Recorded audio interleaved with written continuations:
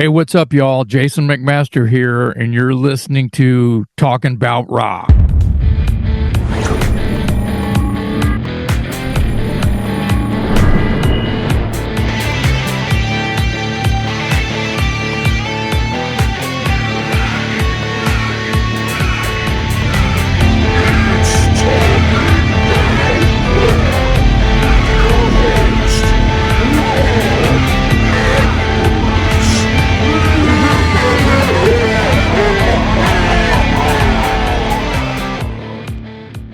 All right, today's guest is known for fronting the progressive metal pioneers Watchtower, as well as the hard rock band Dangerous Toys. His current project, Night Terror, with guitarist Jack Frost, has released their debut EP, Return of the Witches. Joining us now, let's welcome Jason McMaster. Jason, how are you, man? Yeah, I'm good. Thanks for having me, man. Yeah, definitely. So tell us a little bit about this latest project here you got going on, Night Terror. Some very cool stuff. Thank you. I appreciate that. Thanks for having me. I have been running into Jack Frost, whether seeing him play live with Sabotage many years ago to doing festivals, you know, if the Toys are playing and he's playing with Aldo Nova or sitting in with someone. Jack's a busy guy. So I've been running into him for years, if not going to see him play, if not sharing a stage together somewhere. His project that's called Seven Witches has been around for a long time now, and he's got a few records out. On the first one, my friend James Rivera sang on, and it was very impressive, and I love that kind of power metal, so... ironically, then, I believe his second or third one, my buddy Alan Tecchio, who replaced me in Watchtower when I jumped to the Dangerous Toys, he sang with Seven Witches as well. So I've got all my friends singing in Seven Witches and working with Jack.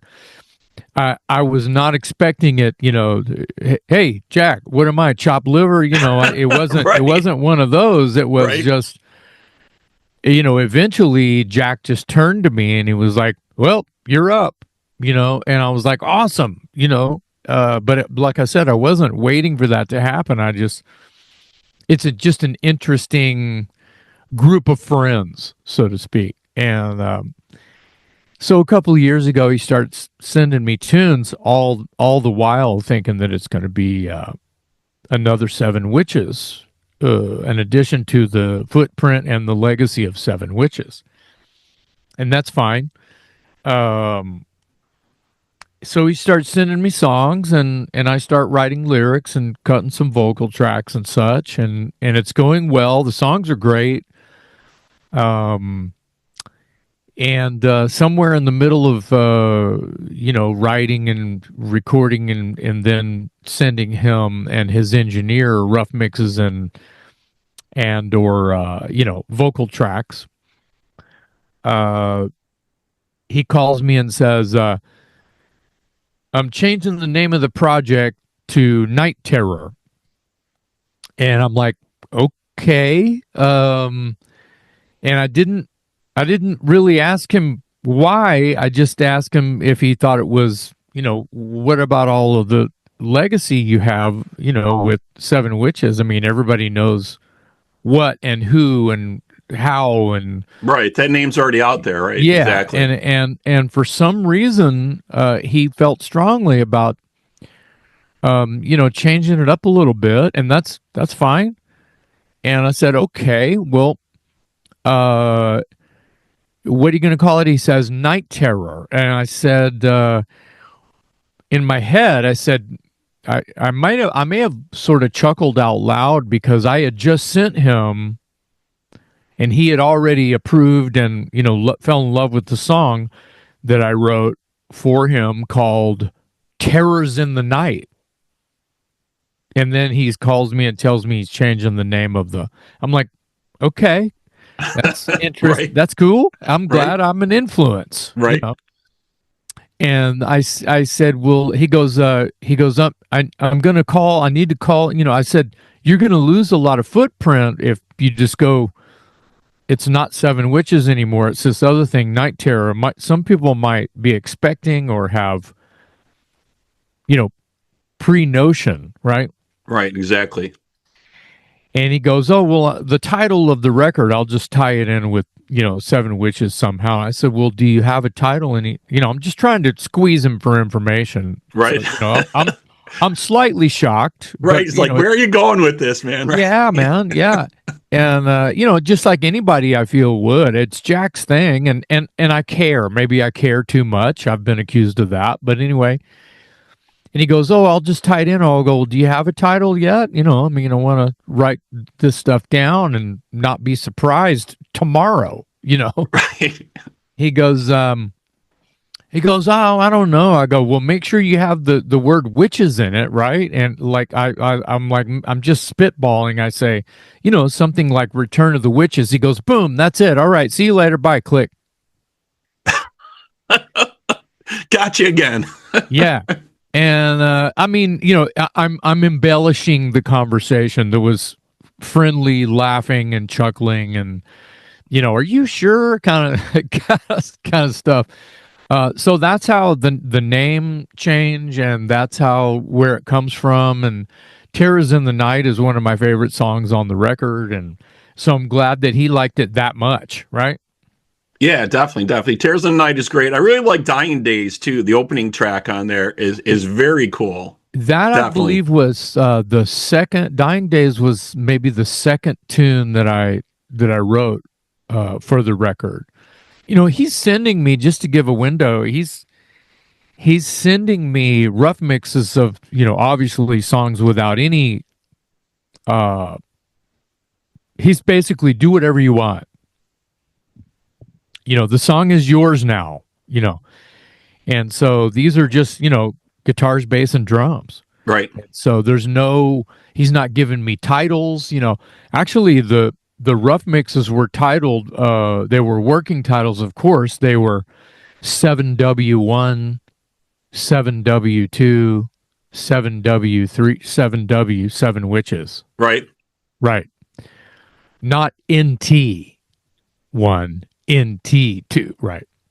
So anyway, Dying Days is also some very interesting or useless, you pick, information that about Dying Days is it's the only song that I felt, and this doesn't happen very often with me. So I collaborate with a lot of folks. So right. This was one that I felt strongly about. The arrangement needed an edit. And, and that is, I don't even remember what parts I cut up or extended or, rewrote the intro or the outro or whatever it was. Most of the time it's like, this verse needs to be longer. This bridge I feel is really in the wrong place. I feel like the solo should happen here. These are all just possible reasons why I felt strongly it needed an edit. The vocal wasn't flowing as well. It was like I would get through a verse and a chorus, and then there was a verse and then no chorus. It was one of those things. Once again, I don't recall, but right. It was probably something that was a little off-putting to my flow. Right. Yeah. And that does, like I said, rarely happens. That's happened on one Cassius King song, and I made 2 records with Cassius King. It happens with Igniter on the last Igniter record, Horns and Hammers. There was one song, same thing. The arrangement, the song map was a little sketch. Yeah, but I totally agree with you on that. I mean, there's some good songs out there, but if you don't have that right flow and that right pattern in the song, it's really just not catchy, and it just doesn't really grab your attention, right? Well, a lot of it, you're not wrong, but a lot of it has to do with a personal thing with the romance that I'm having with the song, the relationship that I'm having with the song. If I press play, if I go back to A, or ground zero, and I press play on a song that I'm in charge of singing and writing the lyrics and melodies and blah blah, and it's not jiving with me, it's not, I'll just move on. I'll just go to the next track and listen to that one and see if that one's speaking to me. Right. Well, Dying Days was the second one, but not without me searching through all 5 original, whatever he had sent me at that time, to see what was on my plate that day, how juicy I was, intellectual property, third eye open, right? Right. What am I going to write about today? What melodies am I hearing here? And Dying Days was one of those where, I'm grooving and I'm singing. Wait, what happened? And it really is about what the song is asking me to do. But then if it's asking me to do that, and then all of a sudden somewhere, Jack or whoever did the original arrangement decided to just jump to something that felt out of order, as far as, like I said, as far as my palette and the colors I was using to paint the picture, Yeah, well, definitely did a great job on here. Really like the tracks on here for sure. Yeah, so, that's more like Dying Days is more like what I call the butt rock track. Right, get you up and moving type of thing. It's still heavy, but it's kind of dance. Probably the danciest song on the record. And I'm not saying that. I mean, it's a heavy metal track, but you know what I mean. It's got that straight tempo, Yeah, definitely a very cool tune. Very cool tune. Well, you talked about it a little bit at the beginning here. We wanted to go through a little bit of your history here. So obviously in 82, you joined Watchtower. You guys released the debut album, Energetic Disassembly. Then you joined Dangerous Toys, which was originally called, I guess, Onyx back in the day. With a female singer, correct. Ironically, Igniter had a female singer before me too, so there's a trend, I guess, going on there. Yeah, I guess. And the debut album, Hellacious Acres, you guys achieved gold sales records with Columbia on that. Yep. Some very great stuff, Mm-hmm. But the original guitarist Tim Tremblay left Dangerous Toys even before the recording sessions even began for the debut album, I guess. Mm-hmm.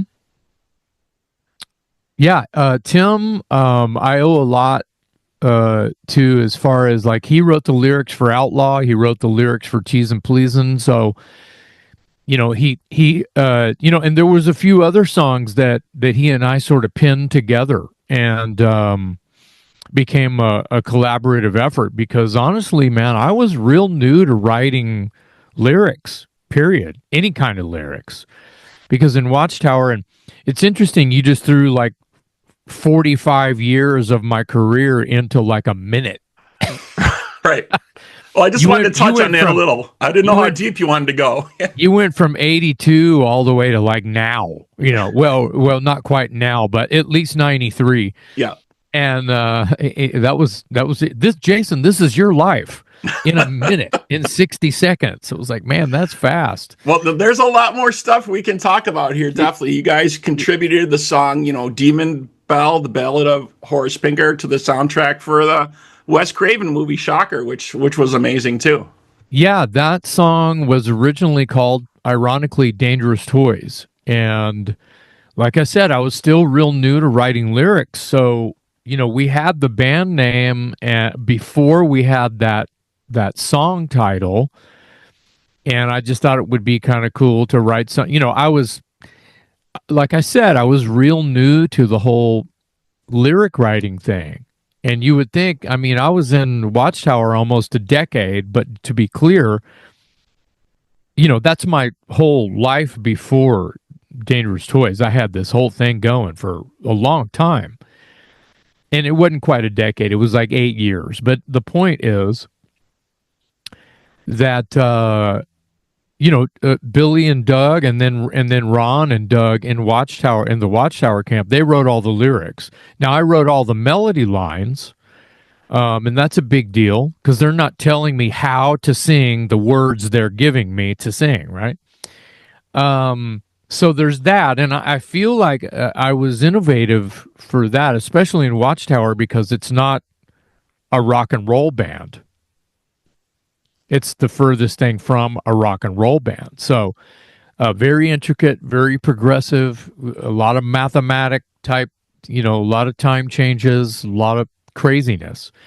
So interesting jumping to the Toys where it's like, man, I've got to jump back down to a 4/4 boogie shuffle, AC/DC, Foghat, Aerosmith type of a vibe here now. Right. And I have to write lyrics. Right. So what I really liked about that sort of change, and it shocked a lot of people. What they're not realizing is what was going on in my head, and that is like, I have a chance to become a songwriter. So that at the time was kind of a big deal, but I wasn't walking around telling people that's the reason I jumped ship, because it wasn't. And it was hard for me to leave Watchtower. It wasn't like hey, I'm going to go do this. Screw you guys. It wasn't. Right. No, it was terrible. And I felt guilt. And right. You'd built this thing with them for so long, and now you're kind of saying, okay, I'm moving on now. Well, and there was this chance, and things had seemingly slowed down. It was like there was a calm before the storm, and my storm was starting to happen across the street, if you will, right? And I had to figure something out, and the realization of like, wow, this could be a good sort of, when you think about a big picture, this could be really good. And so I took a chance, and I was afraid, and I think everyone realized later on that it kind of worked out for me a little bit. Oh yeah. Yeah, and definitely. And I learned a lot, man. I just learned a lot.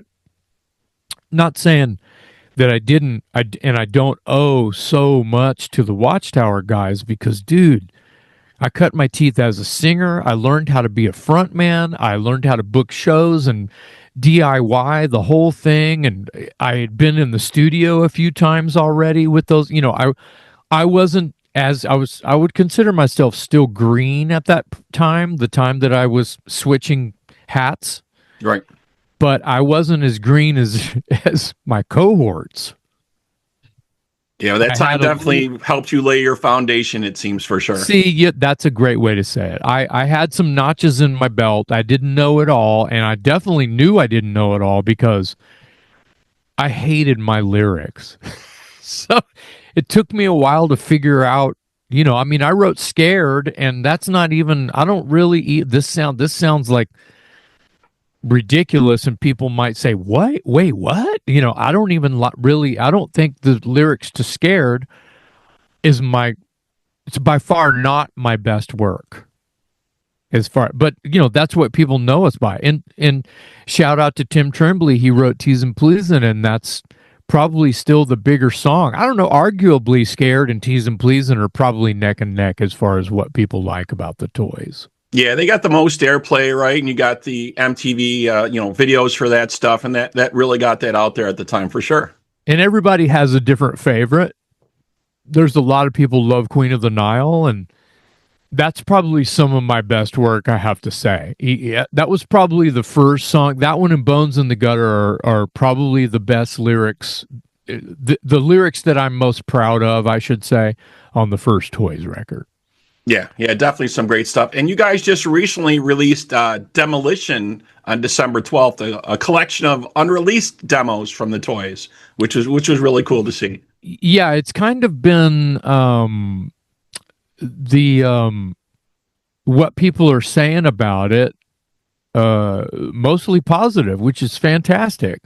I'll speak for myself. I didn't expect a whole lot. I mean, these songs are rejects. They're demos, and they were rejected by the label between the years, I should say, of like late 91 up to like 1994. So it's really right at about a 2-year span. And we wrote a lot of songs, man, because we were fresh off the Operation Rock and Roll tour with Judas Priest, Alice Cooper, Motorhead, Metal Church. And it was time to make a record. And, you know, when you think about the climate in 91 and 92 for a band like Dangerous Toys, which is, like I said, this, like, I don't know, heavy metal rat with a bunch of ZZ Top and Aerosmith Spring Fog hat. You know, it's like an angry version of Slow Ride. You know, I don't know. You know, I mean, that's kind of what we were doing. Right. And then the rest of the world is listening to stuff out of Seattle. And that's fine. That movement had to happen. It sort of cleaned the clock. I still say that I feel like, and I hate the term hair metal, but hair metal killed hair metal. Grunge did not kill hair metal because, you know, the sheep follow, you know, where they go where the grass is growing. They go where there's food. They don't care, right? So trends are trends for a reason. So we were going to keep writing rock and roll songs, even though, I mean, I still call Nirvana a rock band. They're a rock and roll band. I don't care what you say. And but people weren't used to that. They weren't used to the wardrobe or anti-wardrobe. And it's like, you know, they live in the swamp. You know, they're going to be different than cowboy boots and tight pants, you know. So yeah, definitely. A lot of artists have mentioned that lately, you know, that was kind of the thing. It was just overdone with hair metal. There was just too much. Everybody was ready for a change. We didn't know many. I'm sorry to interrupt. Too many labels signed too many terrible hair metal bands, and it just got oversaturated. And guess what? Grunge killed grunge too. Yeah, they did the same thing. All the labels, when that happened, I mean, the labels are the first one. They're the tastemakers. Yeah, now we need a grunge band on our label. Yeah, that's of course. Right. I need to sign 10. I need to sign 10 Nirvanas today. Right. It's the same thing happened. Yeah. So yeah. But eventually, everything comes around and goes around. You know, so all this music has come back, which is amazing. Some other stuff that you almost did, I wanted to talk about here briefly. You were tapped a couple times to possibly audition or join some other band. So in '86, Vinnie Paul called you to audition for Pantera. Yeah, and you said that correct. It was an offer to audition. You know, they wanted me to go up there to, you know, Arlington and just jam with them for a minute. And their dad called me. Mr. Abbott called me. And then a week later, it was Vince. And, yeah, they just, you know, I got to talk to Daryl about it at one point, and I was like, you know, that's an honor, and I'll never forget it, that you guys, you know, especially with your successes and unbelievable talent, you know, which they were poised to just be what they became, you know. Yeah, to take off with vulgar display of power. Yeah. With all of it, because, you know, Daryl was already a legend in Texas when he was like 15 or 16 years old. He was winning every shred guitar contest that any music store, guitar shop from here to Nashville would put on, and him and his dad would just cruise around, and he would sign up for all these guitar shred contests and win them all. And my friends were hearing about this kid, you know. So yeah, we knew stuff was going to happen for them eventually. Anyway, I turned it down because, you know, Billy White was leaving Watchtower, and I was courting Ron Jarzombeck to take Billy White's place in Watchtower. And I'm really glad that happened because Ron saved the band. Right. And then me causing trouble by jumping ship, you know, just a short time later. You know, my buddies, first Mike Solis sat in with them, recorded some stuff. And then Alan Tecchio, as I mentioned earlier in the Night Terror stuff, he's, you know, because he was in Seven Witches for a minute. he took he took over, and those were both my suggestions. Obviously, I was championing Watchtower, and still am, and still fronting Watchtower in any capacity that I can. So, yeah, like I said, it was an honor, and when I talked to Daryl about it, I kind of put him on the spot. I was like, "Why me?" He goes, "Man, you had the biggest buzz there for a minute." And I was like, fair. Okay, fair enough. And he would have been talking about Watchtower. Right. And we had just gone, or we were about to go to California with Billy and play his last two shows in the Bay Area. And it was right around that time, September, October of 1986 is, I think, when that happened. Yeah, yeah. And not only that one, you also received another call to possibly audition for Skid Row from Dave Snake Sobo to do that. Yeah, ditto, almost the same thing. And I think that was around 93 or 94. It might have been in 94, like summer 94, spring 94, something like that. And same thing. He called me and he said, "Hey, you want to check this out?" And I pretty much said the same thing. It's like, I'm trying to keep Dangerous Toys alive. We just made a new record, which would have been the Pissed album. We actually recorded that in March of 1994. So yeah, the timeline's not off that much. And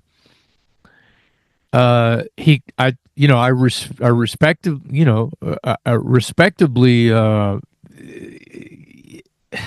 declined, and a week later he called me to say, "Are you sure?" Which bless his heart, and I mean, that made me feel, that the fact that I got called twice after, I'm so very honored to even be considered for even just an audition, but I have to decline because, and this sounds smart, dumb, like I got big balls, something, you take it or leave it, you figure it out on your own. I want to sing my own songs. Right. You know what I mean? Like we talked about it a little bit. I had just moved some things around so I could write songs, right, and sing my own songs. Right. You don't want to be just fronting someone's band anymore at this point. Yeah. And I don't mind that. I mean, shit, I've become that guy. You know what I mean? I've become the guy, the Band-Aid, the replacement guy. It's happened quite a few times.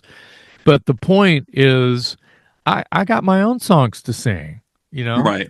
Unfortunately, the guys in Skid Row, man, they've gone through so many ups and downs with singers. It's just like I'm so pulling for them, really, to bring it back together in whatever capacity. You know what I mean? Because I think I talked to Rachel a while back on the show, and Dave. They're both been doing great stuff, and I just really hope something comes together for them in some way, shape, or form. No, they're great. They're a fantastic band. Those guys write kick-ass songs. I will talk great things about them all day long, and they still have respect. And you can't say that for a lot of people in the business that have kind of made some mistakes and said some things. And I'm not talking about Sebastian either. I'm saying that, people have kind of burnt bridges, and in their case, they're the ones that are going to say, Sebastian, it's not in my court, right? But those guys are pretty cool-headed about the whole thing and standing ground, and I respect that. And I see Sebastian's points as well, but I don't have to be in a band with those guys. I wasn't there to see how it all, the reasons why that reunion has not happened yet, and apparently will not. Yeah, so. Well, it was just heartbreaking too when they got Eric Gonwall in there, and then that didn't work out either. It's just. But anyways, yes, let's hope things move forward for them. Yeah, definitely. And I don't know how they're. I mean, other than Lizzie Hale, who's just a incredible vocalist. I don't know how they're going to get someone as good as Eric and Lizzie. I Yeah, mean, Lizzie just because knocked it out of the park. That was just killer when that happened, right? both. Nobody saw that. Well, I'm sure inside the Skid Row camp Oh they had yeah. this plan, but Oh yeah. nobody knew that was coming. And when that hit, that was like amazing, you know. Yeah. Oh yeah. Oh yeah. Well, it reminds me of when Axel filled in for Brian with AC/DC. No one Exactly. they thought that was a bad idea because man, you don't fuck with AC/DC Right. fans. Right. You know what I mean? And then what, Axel? Give me my money back. I don't want this ticket. I'm not going to go see that. And then everyone sees the iPhone footage from the shows, and Axel is killing it. Right. Yep. Yep. That was another amazing thing. Definitely. Yeah, Definitely. yeah. So I mean, rock and roll is so great and so powerful and brings everybody together. But man, be careful with your, you know, the pen is not mightier than the sword. Apparently, YouTube is. Right. Yeah. Exactly. Exactly. Yeah, man. So another thing I want to chat with you about. So you received a phone call, which you definitely you went on board with finally at this time, 2005. Mike Portnoy from Dream Theater called you to be a vocalist for a tribute for a Canadian for the Canadian rock band Rush. They were doing a tribute show for that, and I believe you joined them for that. Yeah, that was you got the date, you got that right. That was in Chicago at the Vic Theater, and what it was an all day drum clinic. And there's a drum outlet in Chicago area called the Drum Pad. I think I'm saying that right. And they put on this all day event at the Vic Theater, and you know, Terry Bozzio was there, and just, I mean, name a badass drummer, they were pretty much there. Charlie Benanti didn't perform, but he was there hanging out because he was living in that area. He might still live in that area now. Anyway, yeah, I mean, a little history. Portnoy, when the Dream Theater guys and he were at Berkeley, and their band was not called Dream Theater yet; it was called Majesty. Mike wrote Watchtower a fan letter, kinda, and sent us some demos, Majesty cassette demos. This would have been in like 1986, I guess. And yeah, crazy, man. I listened to that stuff. I was like, all right, it's not exactly like Watchtower, but Right. they were fans of what Watchtower was doing. Just crazy math metal. Yeah. Yeah. Definitely. And so, I've been friendly with Portnoy that long, like forever, 4 decades. So, when he was putting a Rush tribute, the drum pad thing invited Mike to perform, and the legend goes, they said, Mike, you can do whatever you want. You can just play a solo, you can do a Q&A, whatever you want. He goes, I want to do a Rush tribute. So he called me to be the singer, and it was Paul Gilbert on guitar and Sean Malone on bass and myself on vocals, and we had a blast. And he knew that I could do the Geddy Lee because that's Watchtower is just pissed off Rush. So Right. Yeah. Definitely a great lineup for that. So you talked about this a little bit earlier, and we'll finish up. You've worked and collaborated with a lot of folks, like we're saying, Carmen Appice, George Lynch, and I think Skid Row. What can you tell us about some of those experiences? Well, I don't recall. I think you might be talking, and I'm sorry to throw questions back at you to answer a question. Skid Row, do you mean Snake and I being on an Ace Frehley tribute album? Yeah. Oh, okay, right. Okay, that kind of stuff. I've had George Lynch on my podcast, but I've never met George Lynch. If I was put on a song with him, I didn't even realize he was the guitar player. So there's a lot of those sort of tribute album things where I don't even know who is in the band. They'll just send me a track and I'll cut the vocal and they send me a check, Right. And I'm glad to do it. Especially if I like the song that they're asking me to sing on, But that's how that goes. More of the filling in type of a thing or tribute or whatever has happened by way of singers losing their voice on the road. And I sat in with Armored Saint twice. That's probably about 8 or 9 shows, 2 different times. The first time supporting Wasp, and the second time supporting Queensryche. And then the first one I did like that, and these are just in recent years. It's been 3 years ago now, but it was with Accept. And it was the Eastern Seaboard, and I did 4 shows with Accept. And that was kind of mind-blowing and sort of, kind of an I'm not worthy moment. But I love both of those bands, and I would do anything to help them out. Anything they would want me to do, I would do it. And it was kind of like that.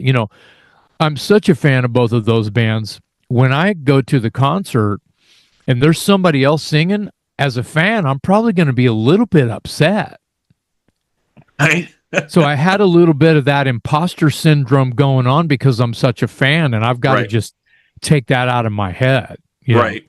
Yeah, I think that happens definitely. That's a good point you bring up. That happens with so many different bands. If they need to get somebody to sit in, if there's some type of issues or medical issues, or even when they replace someone outright, you know, and they take them out, it's so hard for fans to see that, right? And to hear that, because that person is the face and the voice of that band. Yeah, well, we just talked about it a little while ago, and it's on a much bigger level, but Axl replacing Brian for a minute. Right.